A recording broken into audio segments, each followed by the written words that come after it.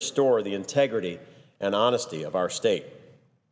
I've spoken about the past greats who have represented Illinois in the Senate, but our recent senators have been champions in their own right. I'm honored to call Senator Dick Durbin my colleague, and while we hail from different parties, we have pledged to work closely on issues that will benefit the people of our state. He, like me, came to this body from the House and quickly became known as a champion for infrastructure improvements, like the critical O'Hare modernization program in mass transit. His knowledge of the process of government is unmatched, and he is quick to tell very interesting tales about his life as the parliamentarian for the Illinois General Assembly. His father died of lung cancer when he was 14, and he has fought tirelessly to protect kids from tobacco. We fly today in smoke-free airlines because of Senator Richard Durbin of Illinois. Recognizing his leadership, his caucus has voted to make him Majority Whip for the past 4 years, one of the few senators from Illinois to hold such a position of distinction.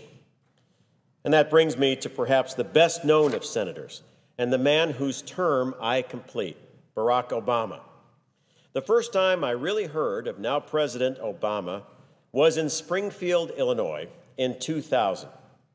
I was filing petitions to run for my first term in the House, and in front of me in line was a young staffer who worked for a state senator from Chicago who was running for the Congress. It's highly ironic that I won my election that year as State Senator Obama lost his. But 10 years later, Illinois had its favorite son in the White House. Despite the media spotlight upon him, then Senator Obama sought out a low initial profile in the Senate and worked with Senator Durbin and the rest of our congressional delegation to quietly advance some projects. While his tenure in this body was brief, he and I successfully worked together to secure federal school funding for military families in North Chicago, Illinois, fulfilling an important promise to take care of those who take care of us. In 2008, Barack Obama was elected as the first African-American president of the United States, creating a vacancy that was filled by Roland Burris. It's the greatest honor of my life to win election to both Senator Obama's unexpired term and a full 6-year term. As I enter the Senate and open a new chapter in the rich history of this body, I stand before you as a fiscal conservative, a social moderate, and a national security hawk. I bring a commitment to fiscal responsibility, spending restraint, lower taxes, tolerance, a strong national defense, and above all, thoughtful, independent leadership. Today, we face great challenges both here and abroad. Here at home, runaway spending and unsustainable borrowing threaten the future of our economy. Unemployment remains high and economic growth slow. Small business employers are crippled by the tax and regulation decisions of an ever-growing government. As we look abroad, our challenges are no less complex. We are a nation at war with a terrorist enemy that seeks our destruction.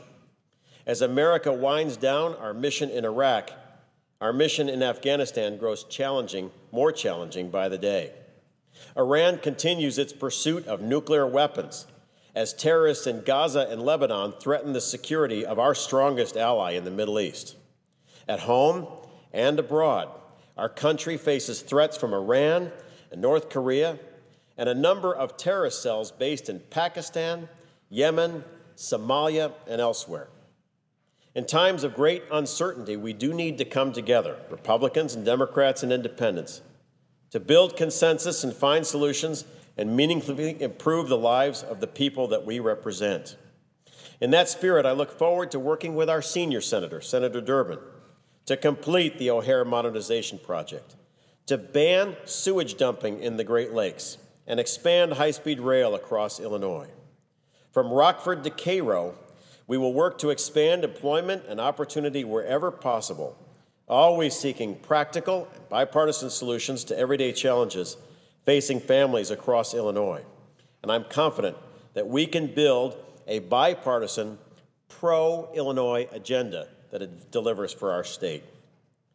Ninian Edwards, James Shields, Stephen Douglas, David Davis, Everett Dirksen, Charles Percy, Alan Dixon, Paul Simon, Carol Mosley Brown, Peter Fitzgerald, Roland Burris, and Barack Obama.